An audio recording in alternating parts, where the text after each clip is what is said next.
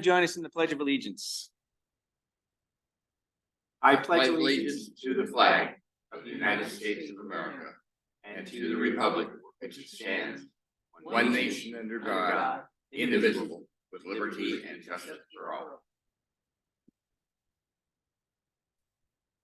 Good morning and welcome to our Tuesday morning meeting, April 16th, Board of County Commissioners. My name is Andy Hunthausen. To my left, Commissioner Tom Rolfe. Good morning. Good morning, Mr. Chairman. To his left, Nadine McCarty. She'll be taking care of us this morning. Good morning, Nadine. To my right, Commissioner Candace Payne. Good morning. Good morning, sir. Nico Hash, Deputy County Attorney. Good morning. And Roger Baltz, our Chief Administrative Officer. Good morning, Mr. Baltz. There is a sign-in sheet in the front as well as agendas. Please sign in prior to leaving today so we have a record of our attendance. And we will jump right over the consent action items because we don't have any, Mr. Baltz. You're off the hook today. So we'll move right into a contract between Lewis and Clark County and ARCO Builders, Inc. Mr. Horne, good morning, sir.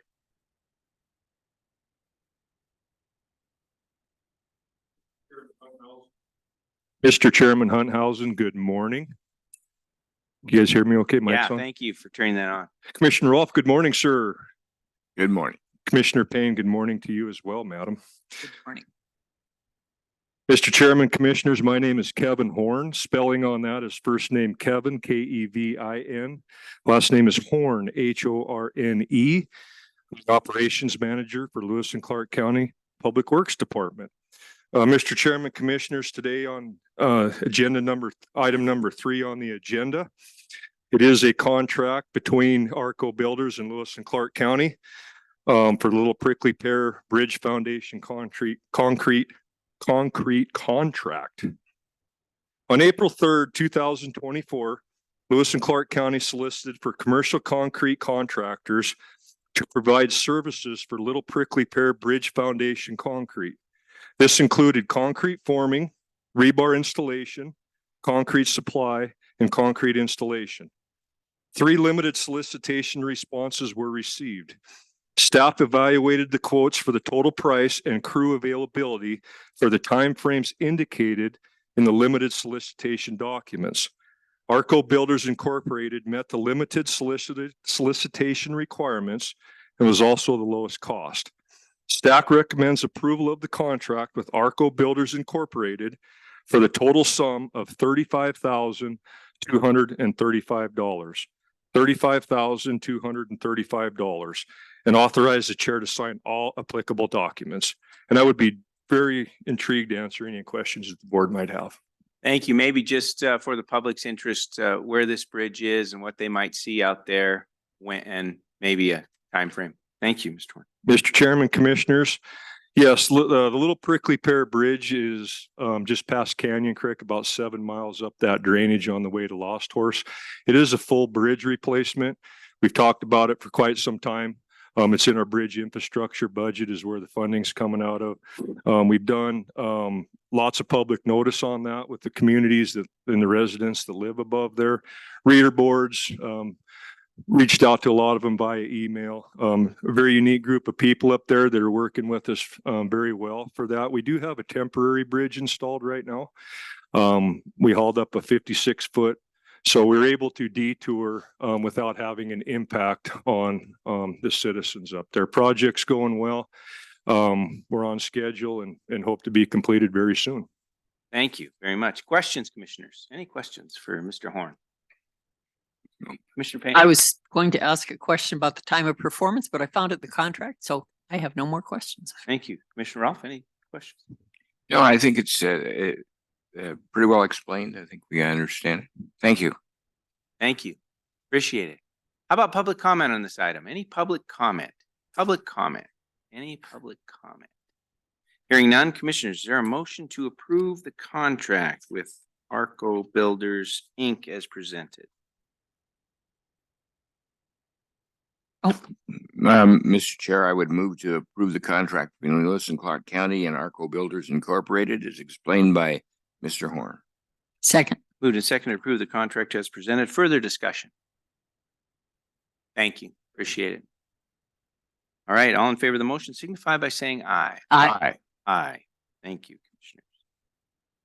All right. We will move on to our next item on the agenda, which is a grant award amendment to the Lewis and Clark County Public Health from Montana Department of Public Health and Human Services. Good morning. Good morning, Mr. Chair and members of the Commission. I'm Sarah Sandau. I'm the Community Health Promotion Division Administrator at Lewis and Clark Public Health. Today, I have before you a grant award from the Montana Department of Public Health and Human Services for the amendment from the Crisis Diversion and Montana Communities contract in the amount of $28,853. The amendment adds additional funds for the period of performance July 1st, 2023 through December 31st, 2023.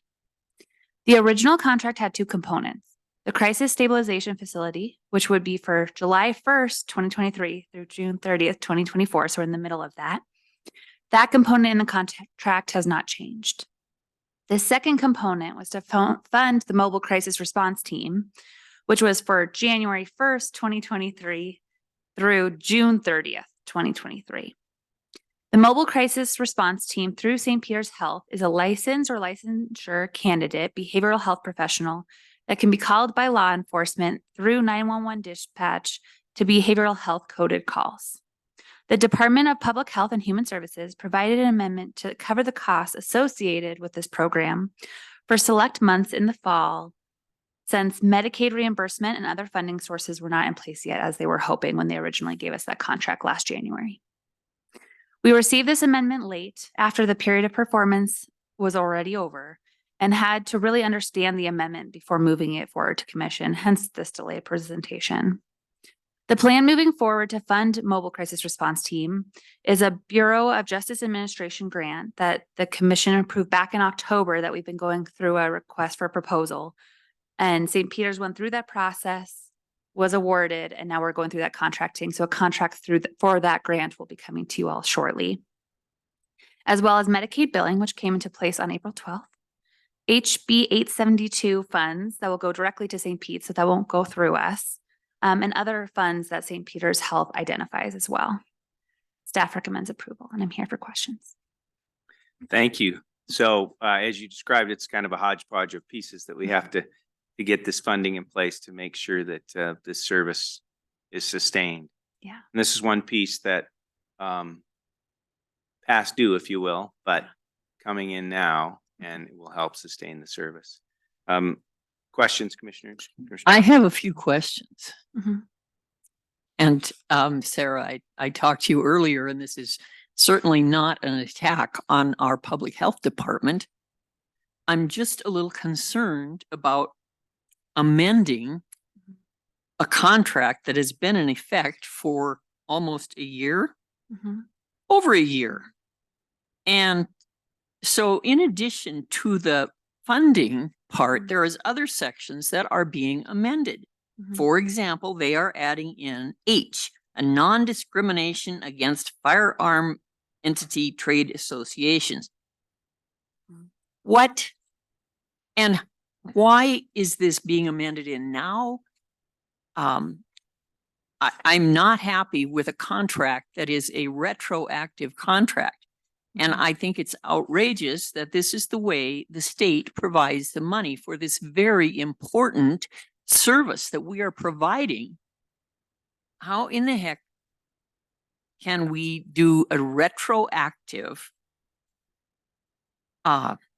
amendment to that's just does not compute with this old lawyer? I'm sorry.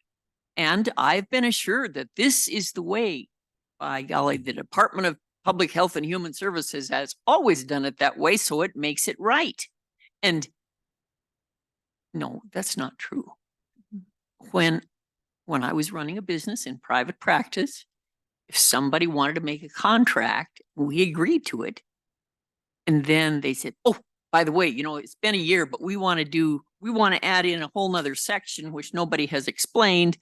And so I'm not happy. I visited briefly with our county attorney, and he said he can explain it so that it will make sense to even me. Is that true, Nico? Mr. Hash? Mr. Chair and Commissioners, Commissioner Payne, I don't know if that was a direct quote that I said, but I'll certainly give it my best stab. It wasn't a direct quote. I apologize. I may have been a little facetious. That's quite all Just right. tell me why we can do this. So I'll jump in here a little bit.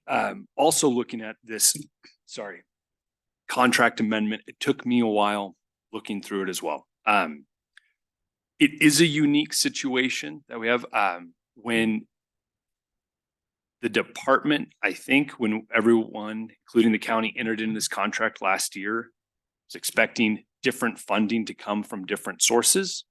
That didn't come to fruition. Certainly, parties to a contract can amend their terms of a current contract if they want to. Going backwards? So Kevin, is Kevin still here? If the Public Works Department, just as they contract for concrete, and then even though the time has passed for the contract for the concrete, now our contract provider comes in and says, oops, we're going to add a couple more sections. You don't mind, do you? And ooh, okay. work through this with me. I'm sure I'm not the only person who is confused by this kind of behavior. So, Commissioner, are you talking about the budget amendment or are you talking about the two new provisions in the contract? I think it is them offering us, oh, here's some money, but you got to take this part too. I Okay. mean, it's Well, that's fair. So the firearms provision, the 2023 legislature passed a bill that required, I think, generally all government entities to include in their contracts that are of maybe $100,000 is the value over. But if it's valued at a certain amount, there has to be a provision that any of the parties that the government enters into a contract with essentially can't have an anti-gun position or an anti-firearm position or provided funding in an anti-firearm direction, if you will. So what both state, local governments are trying to establish now after the passage of that bill, I believe that was an immediate effective bill. If not, it's in effect now that every contract that is entered at a certain threshold has to have this provision in it. So it's the same things that the county has in our contracts when either we're amending a contract or having a new contract over a certain monetary threshold, we have to have that provision in there. So that's what that amendment is. The transition amendment is very much a new one.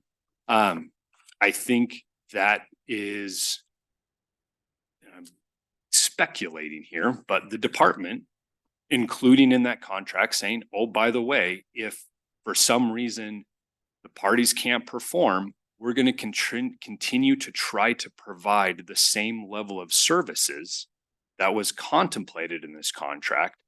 We're going to ask the assistance, in this case, it'd be the county, to help transition to an additional party or a third party or something, in this case, to continue to provide crisis response in Lewis and Clark County. So essentially that provision is saying, here's the money that you guys can use for that.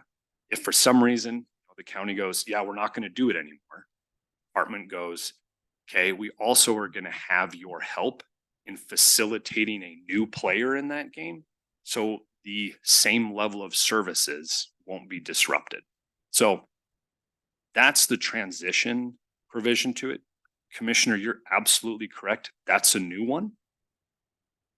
That's I think that might be part of the department's view of when it's giving out grant funds to say, okay, if the recipient of those funds isn't going to perform, we would still like to see the services completed that are contemplated under the contract. they want to have their cake and eat it too.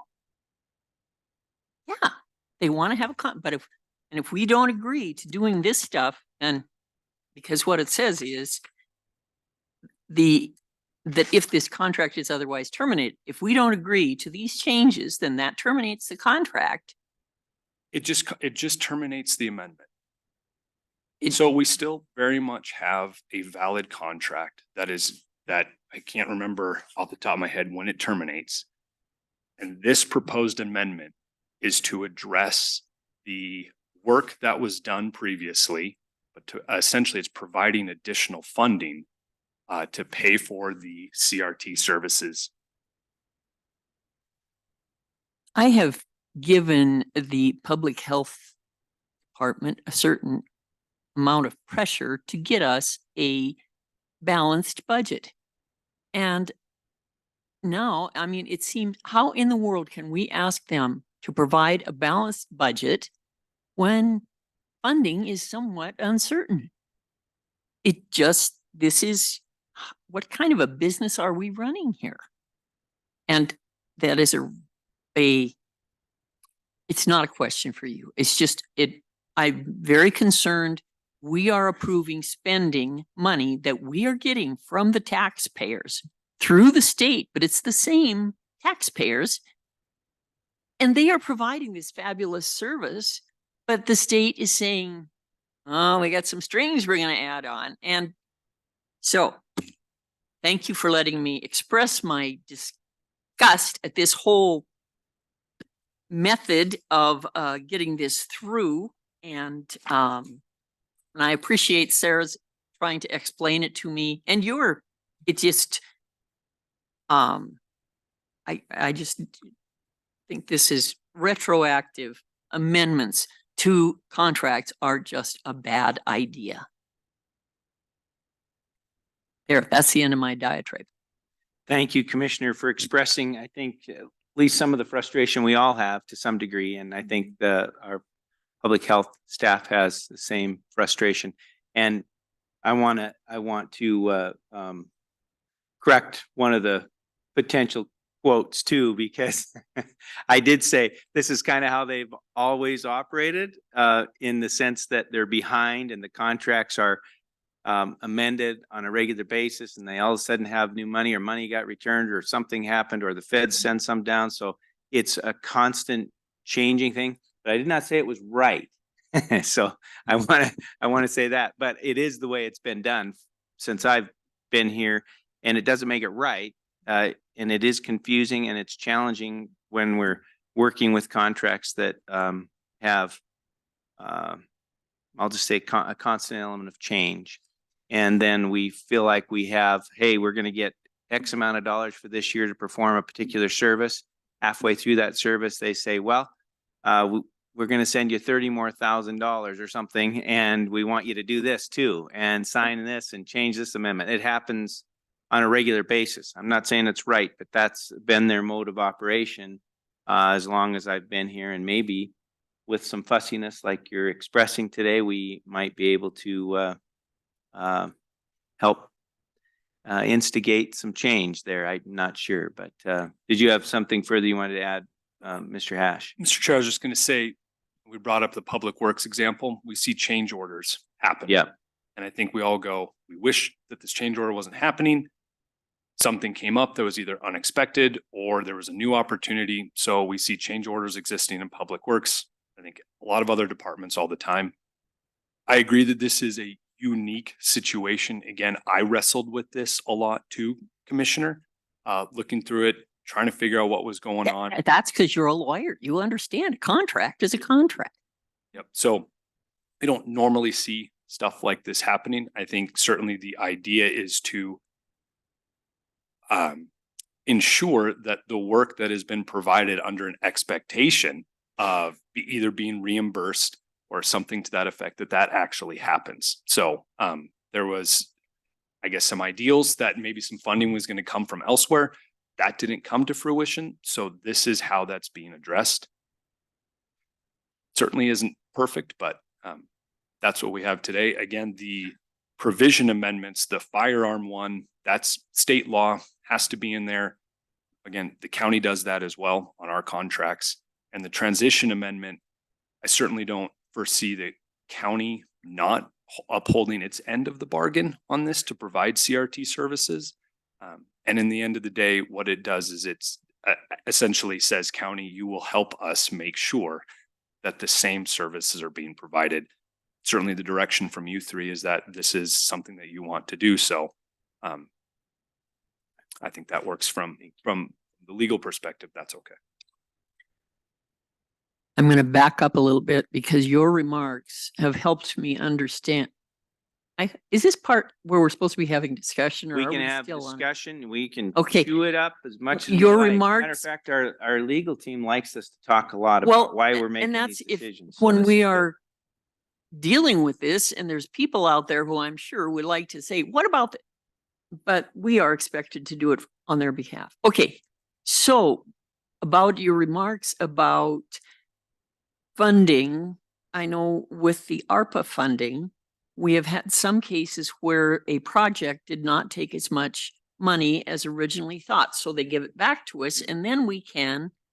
Right. So that's That's the kind of thing. Mhm. Okay. So, I mean, I guess I can understand that it, of course, it might have to go to the Attorney General's office to see. Okay, well, now I have all the information I But need. Thank you. You're right, Commissioner. It's exactly what happens at times. They will have either someone doesn't use all their funding or they get another tranche, if you will. We've used that term a lot. They'll get another chunk of change from the federal government for the same purpose. We want you to do these kinds of public health activities in your state. And so then they distribute that out through the counties and often it comes through an amendment with the task order under our master contract for public health. So, and it happens all year long on a regular basis. And sometimes it is straightforward and really easy. Hey, we got new money, let's go. Sometimes it's this wacky stuff where we tried to get this contract out 6 months ago. We're finally getting it out and it doesn't make sense to me either. It's seems silly, but it's like I said, it's been their mode of operation often. One more point. Yes, ma'am. Our governor is a very wealthy man and he got that way through his own hard work, capitalistic nature, and making deals. And I'll bet I'll bet he never entered into a contract in which he then later agreed to have additional terms put in that he did not choose. And I think it's kind of outrageous that our state government now expects us to do that very thing. That is not a very businesslike way to run a contract. Okay. Thank you, Commissioner. Commissioner Rolfe. If I might ask You bet, please. question. Thank you. Am I right in assuming that the money from this contract or this agreement with the State Department we're going to pay with our next item, if this is accepted, would be to pass it through to St. Peter's, who have provided some services that require this payment. Is that right? That is correct, Commissioner Rolfe. Okay. And I've got to say, I really appreciate Commissioner Payne's frustration. And it's part of the reason why it's been so difficult in my mind to get good, consistent, long-term funding for mental health issues. Because the state, we've got, 17, 18 years of Commissioner Hunthausen's experience. Over the last how many years, this thing has been handled very haphazardly. And hopefully this 872 commission will be able to sort some of this out and give us some long-term expectations and funding that'll help us with mental health issues. And that's my hope.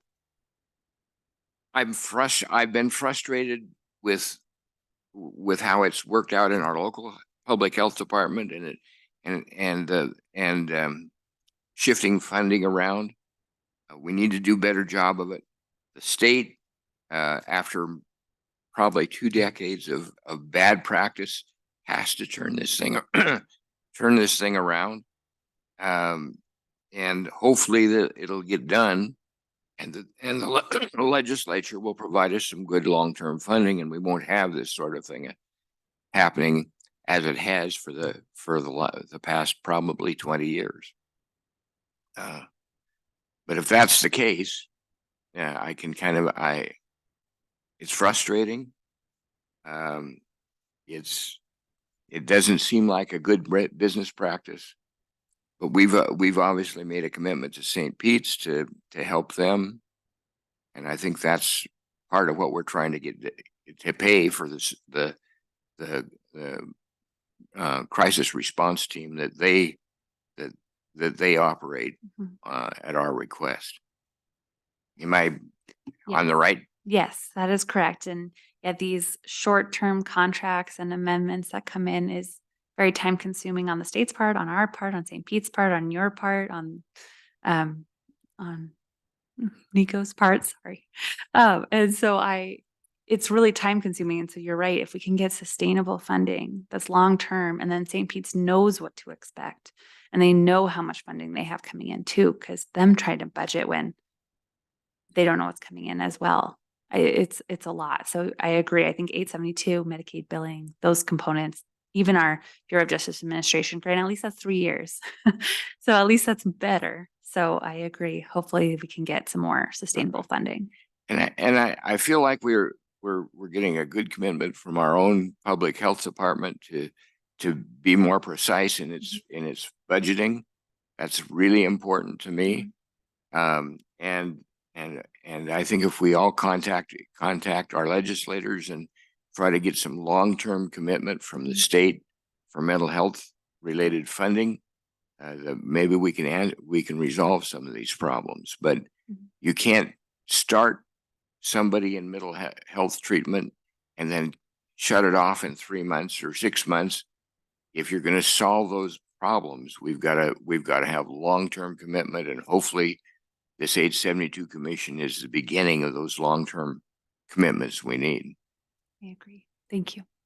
Thank you, Commissioner Rolfe. And yes, absolutely. You know, in my tenure here, it's been definitely the inconsistency of funding up and down and how we sustain programs has been some of the biggest challenges that we've had. And often that is because we have to rely on state and federal dollars that seem to change with the winds at time in terms of priorities and or the amounts will have a significant amount one year and the next year it'll be thin depending on how things are going or who's in control. So do not like to say it's the way it has worked, but and it isn't good necessarily, but it is the game we've been playing for a long time, and I hope that we can just work the best we can to keep these services going. And one other comment I'd make is that in my little mind, the way I have to compartmentalize things is we have two health department budgets, if you will. One is the budget that is local dollars and the local taxpayer that we can have a little more predictability and we can plan for and we can stick to it. And then there's all this grant fund stuff, which still, as Commissioner Payne always says, is still the taxpayer. However, it is more volatile and it rises and falls, it seems, with powers that are beyond our borders. And we have to sometimes work within that system to get the dollars down to the street level so we can continue the services. And this is one of those times where it seems nonsensical, but it is what is before us. So with that, any other questions for Sarah this time? Thank you very much. Thanks for enduring our and thank you, Mr. Hash. Any public comment on this item? Any public comment? Any public comment? Okay, commissioners, is there a motion to approve the grant award amendment to Lewis Clark County from Montana Department of Public Health and Services, Health and Human Services? So moved. Second. Moved and seconded to approve the grant award amendment as presented. Further discussion, commissioners?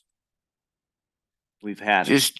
I think we need to reiterate to our local legislators and that we need some good long-term funding here, and we need to be able to count on that to help it. Sometimes, because it's sometimes when we're dealing with folks with mental illness, it may not be a 6-month treatment. It may be a 3 or 5 or even a lifetime commitment in treatment to make it to be successful. And we're not going to be successful with the really uncertain funding that we've had over the past 20 or so years out out of our federal and state governments. Thank you, Commissioner. Any other comment? All right, all in favor of the motion signify by saying aye. Aye. Aye. Aye. Thank you. Next item on the agenda is a contract between Lewis and Clark Public Health and St. Peter's Health. Please. Thank you. Good morning, Mr. Chair and members of the commission. I'm Sarah Sandau, the Community Health Promotion Division Administrator for Lewis and Clark Public Health. So today I have before you a professional services contract with St. Peter's Health in the amount of $28,853 through the Crisis Diversion in Montana Communities contract to provide the mobile crisis response team services. The contract is from July 1st, 2023 through June 30th, 2024. That's what the master contract timeline is, with a period of eligible expenditures being July 1st, 2023 through December 31st, 2023. So that's those past expenses that were just described in that other grant. This is in connection with the amendment I just brought forward. In fiscal year 2023, there were 347 incidents at which the mobile crisis response team responded to behavioral health crisis. So far, in the first 2 quarters of the fiscal year 2024, so that being from July through December, we have surpassed that with 359 incidents where a mobile crisis response team responded. These data points and more can be found on our Behavioral Health Crisis System Response, Stabilization, and Diversion dashboard, which can be found on our Lewis and Clark Public Health website. Currently, Medicaid Mobile Crisis Response Team bundle rate reimbursement just came into place on April 12th, and there are only select funding sources for Mobile Crisis Response Team. This contract will help offset some of their past expenses, and funding opportunities in the future will be the HB 872, as we mentioned, Medicaid reimbursement, and a Bureau of Justice Administration grant, and other funding sources that St. Peter's Health Foundation has found as well. Staff recommends approval. Thank you very much. Questions, commissioners? Any questions? Okay. Just a second. So we are talking, is the contract in our packet what we are approving? This is a contract between the county and St. Peter's Health? Right. Yes. So the last item was the contract with the state and Yep. bringing the money down. We're passing it through now to our provider, who is St. Peter's Health, who is providing the service. That's the next item. So item 4, was the grant award. That we Agreement. had. Okay, this one. Item 5. Sorry, yes. I just lost track of my document. Sorry. Lots Thank of you. papers that I added to the packet too. Lots of different contracts, even the original one. Okay, thank you. Okay. Any further questions? Any public comment on this item? Any public comment? Any public comment? Hearing none, is there a motion, please, commissioners? Mr. Chair, I would move to approve the contract between Lewis and Clark Public Health and St. Peter's Health as explained by Ms. Sandau. Second. Moved and seconded to approve the contract as presented. Further discussion, commissioners? Just like to say, and if you'd pass this along, maybe they're watching, I don't know, but I spent a bunch of time yesterday, and I was doing some prep, but I spent a bunch of time on the dashboard, and it's very well done, has a lot of great information there. I'd encourage people to go to the dashboard. It really covers our 3 pillars of response: someone to talk to, the 988, somewhere, Someone to respond. Someone to respond. I'm trying to remember. Yeah. So that's the CRT, responding, and if needed, then somewhere to go. And that will be as we stand up our, the journey home again, as well as St. Pete's and other resources in the community, depending. But it's well done. A lot of good stats in there. As you mentioned, Q1 and Q2, and our quarters are the fiscal year quarters. So starting July 1 through September is our first quarter on the dashboard, and it has a lot of information about who we've served, how many, all that aggregate information, which is really interesting. And I think, commissioners, you'd find it interesting as well if you haven't had an opportunity to check out that. And maybe sending that link to us would be great. Yeah, because I would be happy to. It is a few steps to get to it. It So is. that might be something to think about too. But kudos to Jolene Jennings, as well as our epidemiologist. I think there's been more than one that's worked on it, but I can't remember her name. Who left? Rhoda. Rhoda. Yeah. She did a great job distilling the information down so that it is understandable and you can see where we've been and where we're going. So thank you very much. Thank you. Okay, with that, commissioners, all in favor of the motion signify by saying aye. Aye. Aye. I should have thanked St. Pete's too for their willingness to do the work and also to hang out in this wacky world where sometimes they're waiting for payment because we are waiting for our money to come down from the state. So thank you very much. Okay. Next item on the agenda is a contract between Lewis and Clark County and Eagle Electric. Good morning. Good morning, Mr. Chair, Commissioners. For the record, Misty Edwards, Finance Coordinator in County Finance.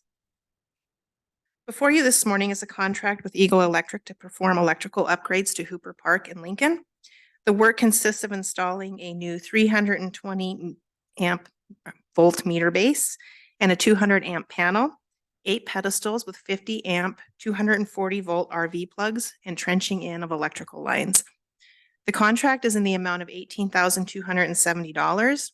$10,000 of this is budgeted from the ARPA grant, and the balance is from the Lincoln Parks budget. Work will commence upon approval of the contract, with work to be completed by May 15th, 2024. Staff recommends approval of the contract with Eagle Electric, and I'm here to answer any questions. Any questions, commissioners? I've got one, Good. if I could. Up at the park in Lincoln, we're providing electricity. Is there a user fee at the park for people to so they can kind of reimburse us for the electricity that's used? Mr. Chair, Commissioner Rolfe, yes, the park has a couple different types of fees for campers. Electrical sites are $30 a night. The rest of the sites are $25 a night. Great, thank you.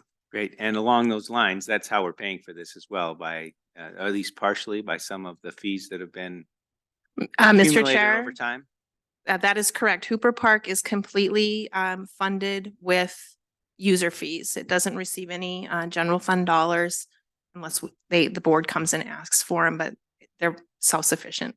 Great. Thank you. And I guess one other question. So you talked about voltage and watts and okay, how many compressors or TVs could I run on that? Mr. Chair, you can run your air conditioner. Okay. Thank you. Any other questions? No. Public comment on this item? Any public comment? Any public comment? Okay, hearing none, is there a motion, please? Mr. Chairman, I would move to approve the contract with Lewis and Clark County and Eagle Electric as explained by Ms. Edwards. Second. Moved and second to approve the contract as presented. Further discussion? Since we have opportunity, just like to thank you because this is one of those things that is kind of out of sight, out of mind for all of us because it is pretty self-sufficient. So we typically have a camp host there in the summertime that manages the site and then collects fees and all of that. But those fees come to you. You keep track of all of their comings and goings and what's happening at the park. If they have a need, they get a hold of you and you determine whether they have money to address the need and all of that, or whether it has to come through permission. So I just want to thank you because it's one of those extra duties as assigned that you have that not very many people even know exist, but it takes up some time and energy. So thank you very much for managing that park for us, essentially. All right, with that, commissioners, all in favor of the motion signify by saying aye. Aye. Aye. Aye. All right, next item on the agenda is growth policy update presentation by SE Group, and I'll turn it over to Lindsay Morgan first. Lindsay, good morning. You can introduce for us. All right. Good morning, Commissioners. Lindsay Morgan, Land Use Planner for Lewis and Clark County. I would like to introduce to you this morning Lindsay Romanello. She's an associate planner with SE Group, which is our consultant for the county's growth policy update. Today, Ms. Romanello will be making a special presentation to you regarding this update. Thank you very much. Mhm. Good morning and welcome. If you would introduce yourself for the record, just so we have it on. Yes, no problem. Good morning, Chair and Commissioners. My name is Lindsay Romanello, another Lindsay for you, spelled Lindsey. Romanello, Romaniello. And I am, I've got a presentation for you today. As Lindsay said, I'm an associate oh, Sorry, just a question. Is the green light on there in the it microphone? sure is. Do Yeah, I just need as to, close as I'll you just can get to closer. that thing and just make sure. We'll just do some angling. There you go. Oh, Thank you. how about that? Cool. Okay. Yeah, so I'm here to both, introduce myself to you guys as well as to update you on what we've been working on with this project. I've got a presentation for you, just, kind of giving you a rundown of where we're at. Let's see. Make that look good. Okay. Wonderful.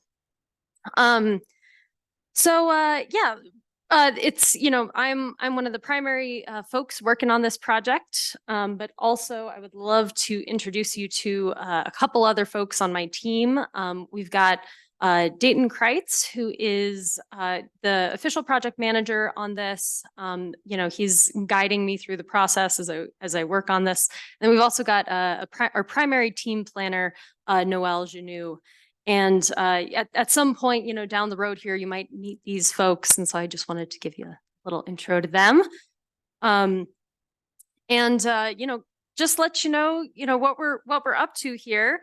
We're working on the Lewis and Clark County growth policy. For those who do not know, this document is a policy document that guides the growth and development of land use goals and for the county over the next, kind of 10 to 20 years. That's kind of the scope of our time frame for this policy. And the last time this document was updated was 20 years ago, back in 2004. And that's the last time it was comprehensively updated. We have seen a major update to the growth policy, which happened in 2016 with the Helena Valley Area Plan, which was a major update that specifically focused on, kind of the urban center of the county. We're here going back and doing a complete comprehensive update. So we're looking at not only this urban core, but also, the county as a whole. And we're thinking about both the policies to guide projects, to guide the work that goes on in the planning department, but also we're going to be updating the future land use map, which is, going to look at specifically, what's going on in different parts of the county, and put it, on paper in a map that can be referenced, and then thought about it as far as regulations go, and any updates that happen there. One of the big goals for this project is to really, think about and conceive of a vision for the county as a whole. But also we don't want this to be a super prescriptive approach. We recognize that the county is large and there's a few different, really important centers that we need to consider. So we're dividing, we're kind of thinking about this in terms of a few different planning areas.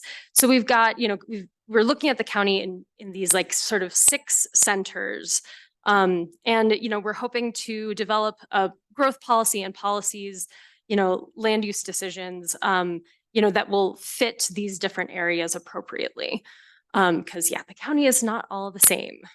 And just to, kind of give you a little bit of a display, a visual of these 6 planning areas, here they are on your screens. We've got, Augusta, Lincoln, Wolf Creek, Craig, the Marysville area, Canyon Ferry, and then the Helena Valley area. These 6 different planning areas, they've seen a lot of different, planning efforts in the past, in different variations. Some, haven't seen a lot of planning, and that's entirely appropriate. They might not see as much development, but there are definitely a few of these planning areas have a bit more of a planning foundation. The Helena Valley area, we pay a lot more attention to it. There's a lot more development going on in the Helena Valley area. And then, you know, Lincoln is another example of a place that's seen some good planning efforts and recent planning efforts, thinking about that foundation, that vision. So we're hoping to, you know, incorporate the planning that has occurred already in these areas, but also, you know, look at some of the areas that don't see, you know, these kind of larger strategic thinking efforts, and you know, start applying that to these planning areas. And I'll get a little bit more into what we've been learning about these planning areas in a second here. But real quick, I just want to, you know, kind of show you the timeline of this project. We've just wrapped up this, let me get my mouse out here, this, you know, kind of first foundation phase. And this phase was we kicked off this project back in November of 2023. And this foundation phase is really important. This is where we do a whole bunch of numbers crunching and data collecting, and, you know, thinking about trying to understand the existing conditions, you know, what we're working with. And we've just wrapped up this phase. It concluded with the delivery of what we're calling the 2024 county snapshot to the planning staff here for kind of this internal review. And that is a, you know, ginormous meaty document full of data. And so we have a lot of information right now. But our next phase is to then, you know, kind of take that information, take that, you know, what we know, and then start doing the visioning, start talking to people, start getting their perspective. And we hope that this planning process will be chock full of hearing from people. We want this to be a, you know, major engagement. So we're now moving into this visioning phase, which is our first round of major engagement. There's going to be another phase later on. But this is where we're going to start going around the county. We're doing a whole bunch of events, open houses, and having a bunch of meetings with stakeholders to start getting their take on what we've learned so far, and then getting their perspective on what are the major things that we need to be thinking about and addressing in land use in the county. After that, we'll put together a draft of the plan. This is always a lot of internal discussions, a lot of, bouncing ideas back and forth. And then we're going to take that draft to, the next round of engagement in, kind of the late summer, early fall, and possibly into the winter. And we are going to have another major round of engagement to see, like, hey, did we get it right? And so that's coming up. And then, once we've done that, we'll make some revisions based on what we hear, and then bring it back to you guys and the planning board for, your take on the whole process and what we've been up to. But yeah, so here we are, we're starting that visioning process. And just to give you guys an idea of what that engagement is going to look like, it's kicking off next week, and it's going to run for a couple weeks. We're doing 6 open house events where we're doing a tour of the county. We're very excited about it, especially here at SE Group, where we don't get to spend a ton of time in this area. I love going up to Augusta personally. I live in Missoula, by the way, so it's like going on vacation a little bit. But yeah, so we're doing these, 6 open house events all around the county. We're having, 8 stakeholder workshops, which is going to include, just a whole bunch of different people and a whole bunch of different interests. We're going to release a survey tool, an interactive mapping tool that people who aren't able to attend the open house, can still give their feedback and their input into this process. And then we're going to, continue. We've got a technical advisory committee with a lot of different great experts who are helping us, guide this process. And so we're going to continue to check in with them. So that's a little bit of our effort and what we're going to get up to. And now I would like to pivot and give you guys just a little bit of what we've been learning so far. We just wrapped up that snapshot and, have a decent idea of the existing conditions. We're going to learn a lot more from the public. But this is the foundation that we're working with. And I just want to give you a few highlights that we've been learning. One of the big ones is that the county is growing, and you guys have probably seen this. The state as a whole is growing. We've been seeing that as well, but specifically, Lewis and Clark County is growing, and I just want to draw your attention to a couple different figures on here. There's a lot of numbers on here, all very interesting. One of the most interesting ones that I see is this difference between, kind of the growth rate over the last 5 years in the unincorporated part of the county versus, the city of Helena versus the county as a whole, even versus Montana. There is some population growth. There's development happening in these unincorporated areas. And along with this, which everybody, it's been in the news, we've been talking about it for years now, is, what's happening with housing prices. Oh, a little typo right there. But our median sales price, according to MLS, has doubled in the last 5 years here in Lewis and Clark County. Going up, what was, I think, roughly $250,000 for a home is now up to $450,000, and that's pretty incredible. Again, this isn't anything new. We've been seeing this happen, and there's been a lot of discussion going on about it, but just an interesting thing to think about here in the county. We're also, and along with that, we are seeing a lot more development of, single family homes, multifamily homes. That demand is reflecting. But one thing is that we're concerned about, how fast that's happening and how to make that happen strategically. Oh, sorry, I did not mean. Well, that's okay. Lot going on there. We've got a lot of data, especially, in the snapshot, which will be available to you guys, hopefully within, the next month. We're going to put it on our project website for everyone to look at. A lot of good information out there, but yeah, the county is growing. This is this is a reality.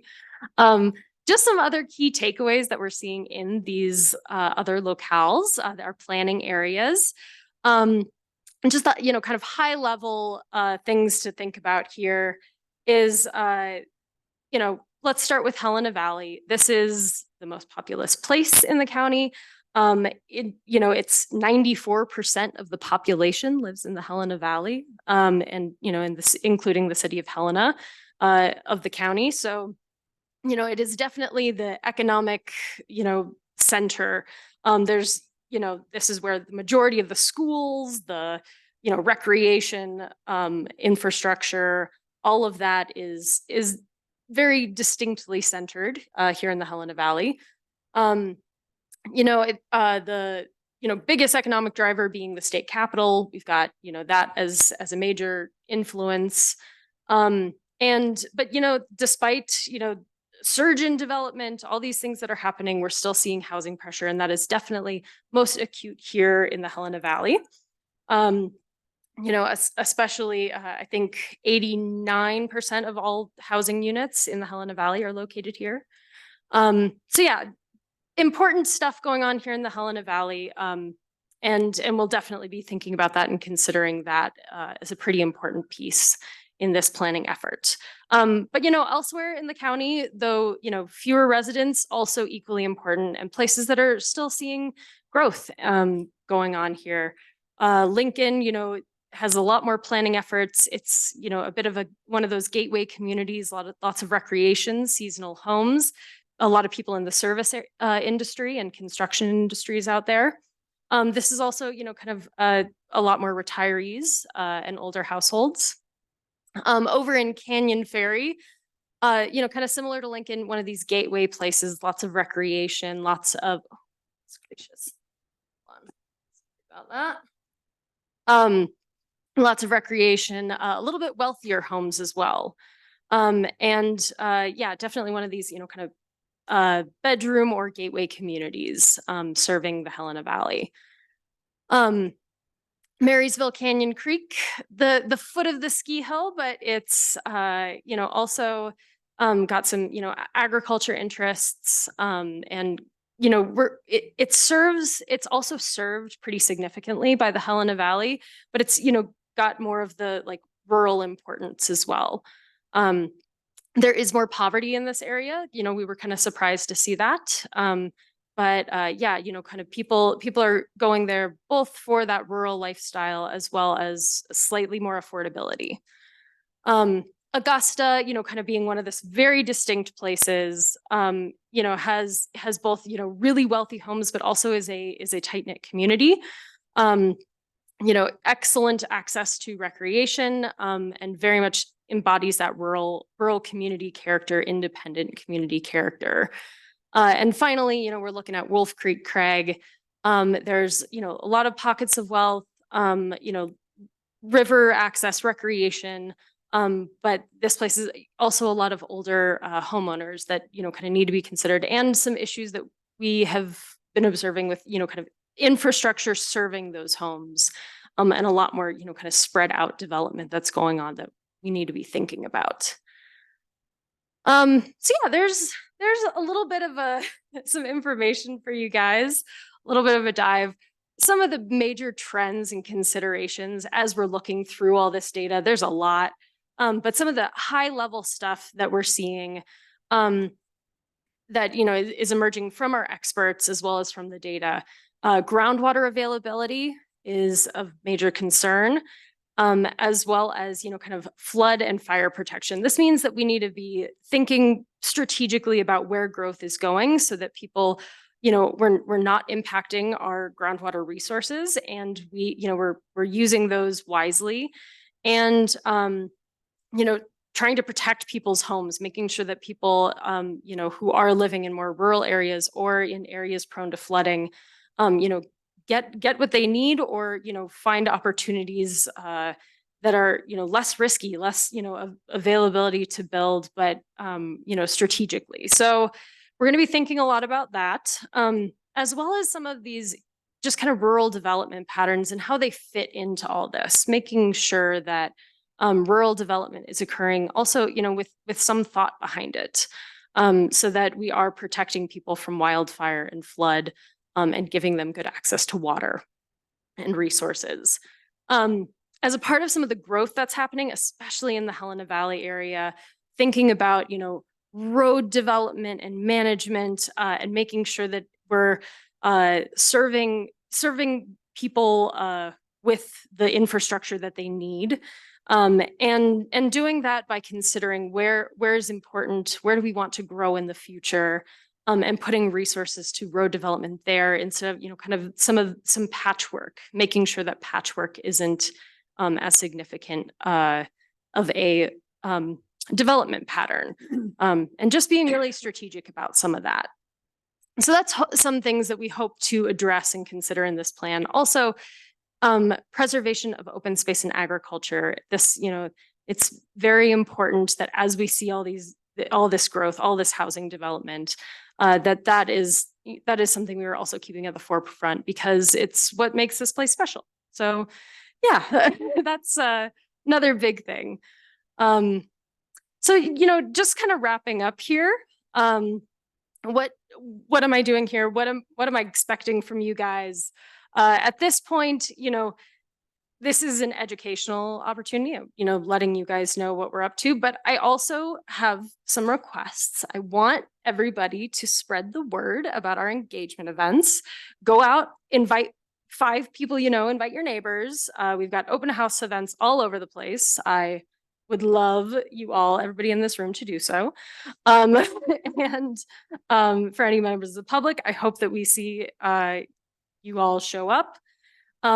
And then also, kind of get it, drumming up the importance of this, making sure that people take the survey that's online, that are, keeping an eye on the website and keeping track of this project, because it's really important. It's kind of hard to, when we're talking about these high level policies, it's hard to see right now exactly how it's going to affect your property or your community. But it really does. And so making sure that the word is getting out there so that we get that perspective, so that we get people involved is central to making this successful.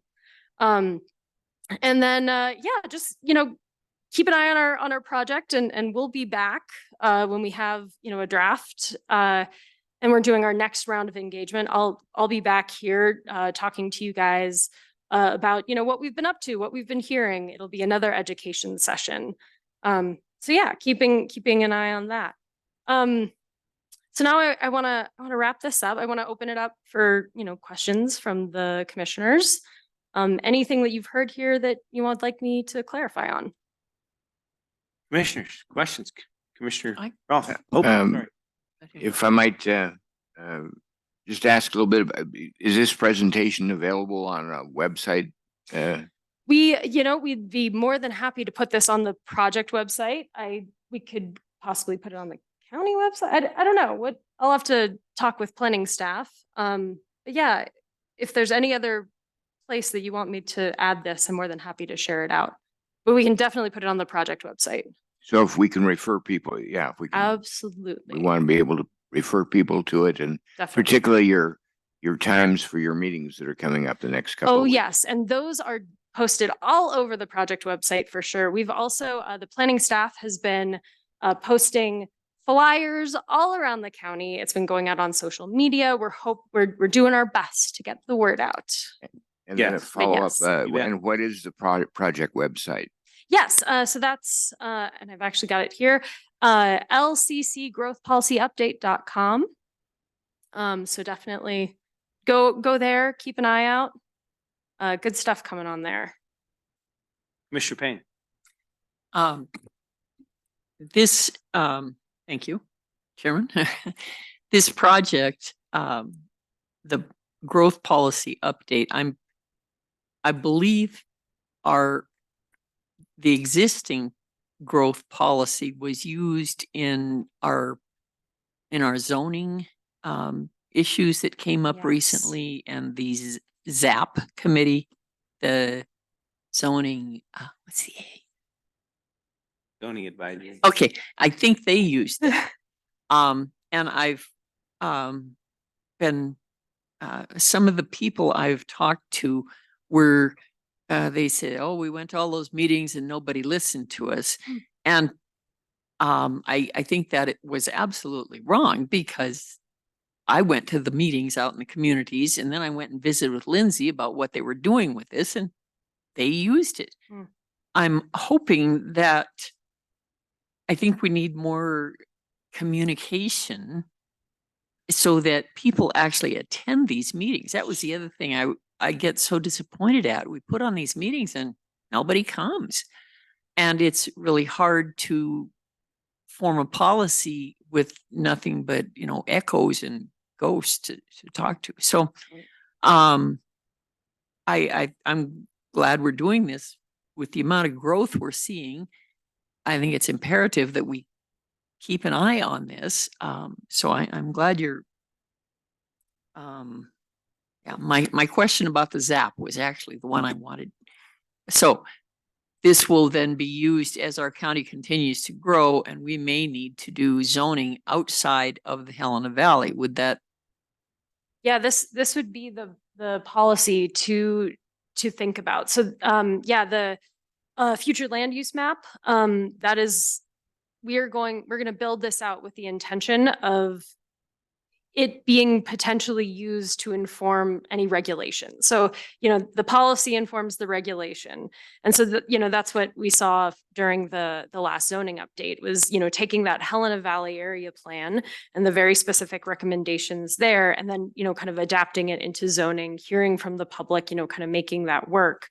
That's exactly what we're doing here. So with that future land use map, we want to build that so that it can inform regulation and zoning code.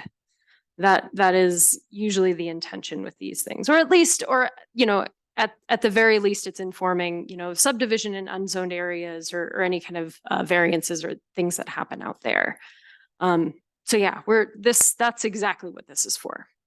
Thank you. Yeah, no problem. Thanks, Commissioner.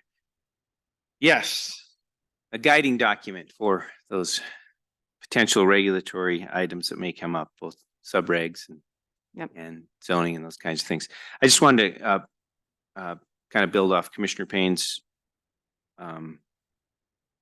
comment about public involvement. So just so you know, both in Lincoln and Augusta, the last two times we've talked about it.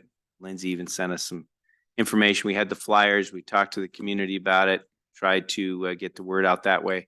I was on the radio show last week and talked about this and went over all the meeting times.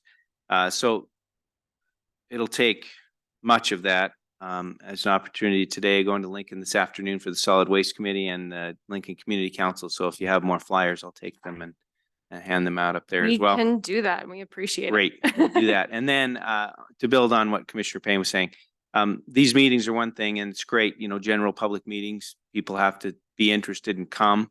But I think when we did the 2016 update, we sought out at some point in the process, not necessarily right now, I don't know when you'll do it, but we sought out in the process those stakeholder groups. So Commissioner Payne mentioned ZAP. That committee was actually made up of significant stakeholders in the community, the realtor community, the builder community, the whomever, all these different groups that then came in and we pulled them together and made sure that they had input on the plan. And essentially, when we did the 2016 update, we had general sanction from all of those groups that we support this growth policy update. Yeah. So to get to that point in the end would be fantastic from my perspective that we, our community stakeholder groups are saying, hey, we endorse this thing. Yep. And we want to move forward with it. Yeah, and that's our intention as well. So we currently have a technical advisory committee built up of we've got folks from the realtor side of things, we've got folks public health, public works, we've got people from the city on there as well. And then we're touching base with those folks also in the next couple weeks.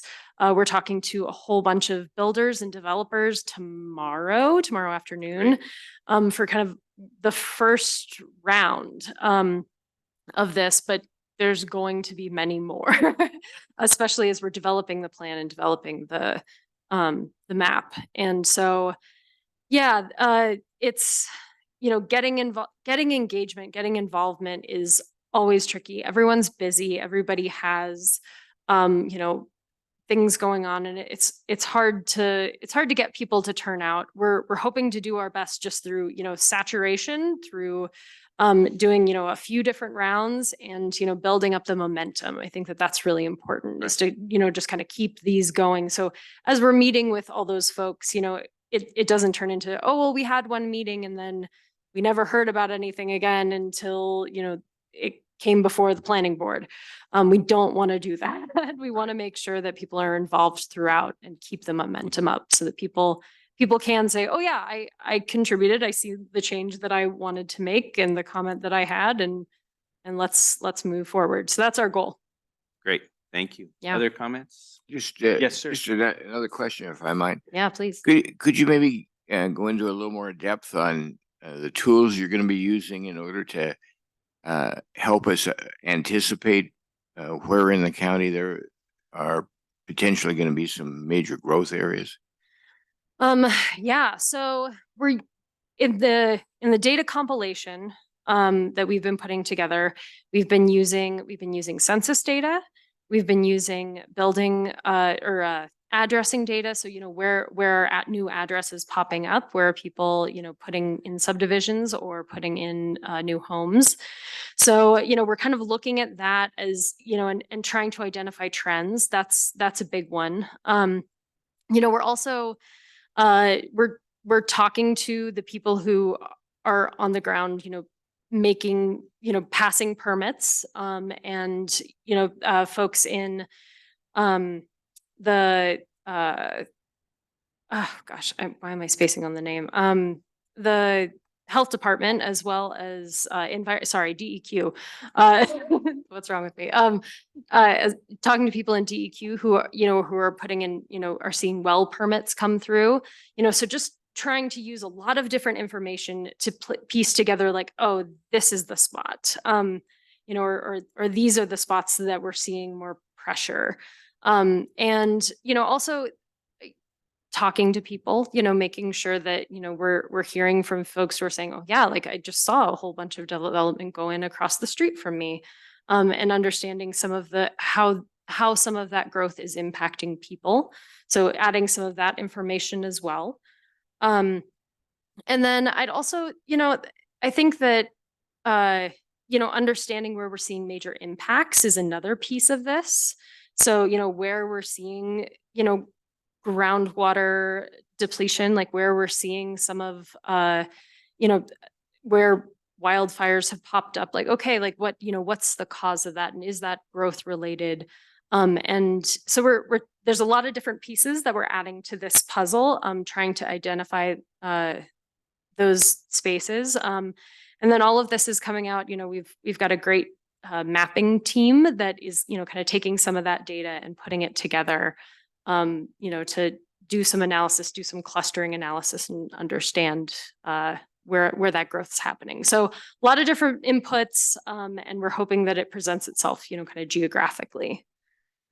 Does that answer your question generally? Thank you. Wonderful. Yeah, no problem. One comment along those lines, the joint infrastructure study that is underway yeah. with the city could indicate or inform some of Absolutely. the most dense growth, as well as East Helen already has some plans on the books and there's some action underway. So Yeah. around our two municipalities are likely the highest densities, plus the zoning that we have in place encourages the most dense growth within that urban growth boundary. So Yep. that I think those will all be good indicators of where some of the Absolutely. And most dense growth will be. And I think that, coordinating with the city, we have a lot of, and the city's currently kicking off their growth policy update. I know that the name is changing because they're conforming to new state statute. But so coordinating with the city on that and kind of hearing what they're finding and what they're seeing and where they want to grow. And then that infrastructure study, we absolutely hope to use those to inform this plan. It would be silly not to. So, Thank you. yeah. Anything else, commissioners? Anything else? Anything else? I'd actually love for you guys just to real quick, I'd love to get a little bit of understanding from you guys. I've got a question that I'd love to have you guys answer for me.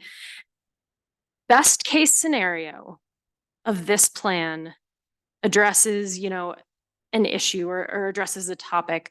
What do you guys hope to see out of this plan? What's the best case that you can see this accomplishing? I would love to go around and see if you guys have any thoughts, any pie in the sky ambitions for this kind of policy.